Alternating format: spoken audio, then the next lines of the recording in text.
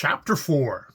In Venice he met his brother, Lord Suburbiton, who happened to have come over from Corfu in his yacht. The two young men spent a delightful fortnight together.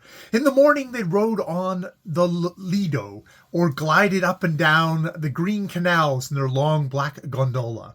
In the afternoon, they usually entertained visitors on the yacht, and in the evening they dined at Florian's and smoked innumerable cigarettes on the piazza. Yet, somehow, Lord Arthur was not happy. Every day he studied the obituary column in the Times, expecting to see a notice of Lady Clementina's death, but every day he was disappointed. He began to be afraid that some accident had happened to her, and often regretted that he had prevented her taking the aconite when she had been so anxious to try its effects. Sybil's letters, too, though full of love and trust and tenderness, were often very sad in their tone, and sometimes he used to think that he was parted from her forever. After a fortnight, Lord Suburbiton got bored with Venice, and determined to run down the coast to Ravenna, as he heard that there was some capital cock-shooting in the Panetum. Lord Arthur at first refused absolutely to come, but Suburbiton, of whom he was extremely fond, finally persuaded him that if he stayed at Daniela's by himself, he would be moped to death.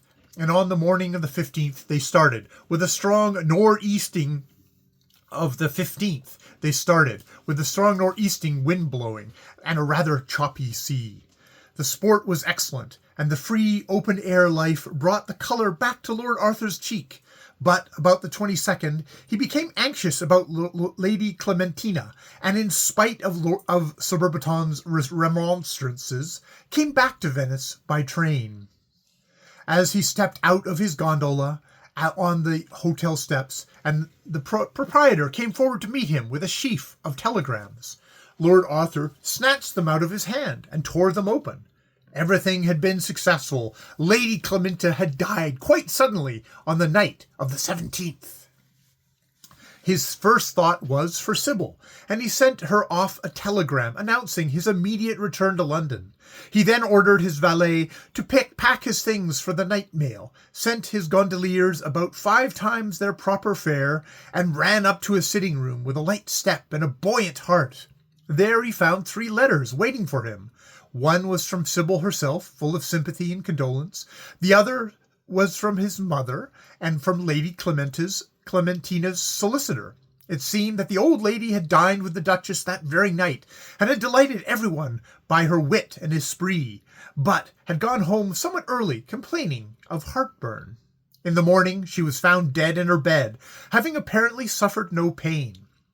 Sir Matthew Reed had been sent for at once, but, of course, there was nothing to be done, and she was to be buried on the 22nd at Beauchamp-Chalcote. A few days before she died, she had made her will, and left Lord Arthur her little house in Curzon Street, and all her furniture, personal effects, and pictures, with the exception of her collection of miniatures, which was to go to her sister, Lady Margaret Rufford, and her amethyst necklace, which Sybil Merton was to have. The property was not much value, but Mr. Mansfield, the solicitor, was extremely anxious for Lord Arthur to return at once, if possible, as there were a great many bills to be paid, and Lady Clementina had never kept any regular accounts. Lord Arthur was very much touched by Lady Clementina's kind remembrance of him, and he felt that Mr. Podgers had a great deal to answer for.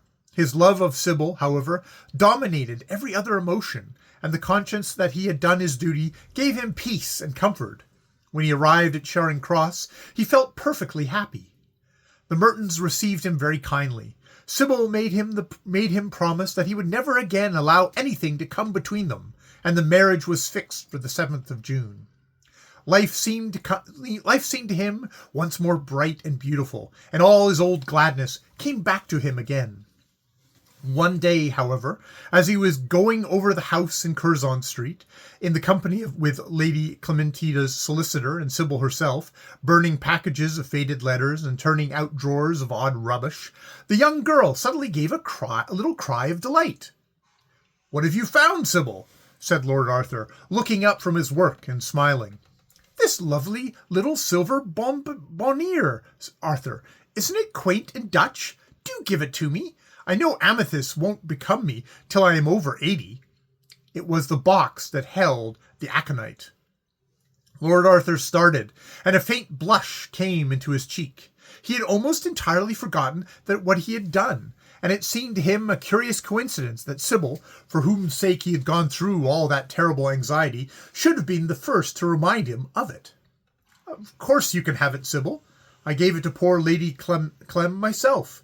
Oh, thank you, Arthur. And may I have the bonbon too? I had no notion that Lady Clementa liked sweets. I thought she was far too intellectual.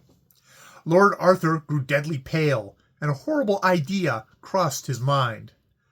Bonbon, Sybil? What do you mean? He said in a slow, hoarse voice. There is one in it, that is all.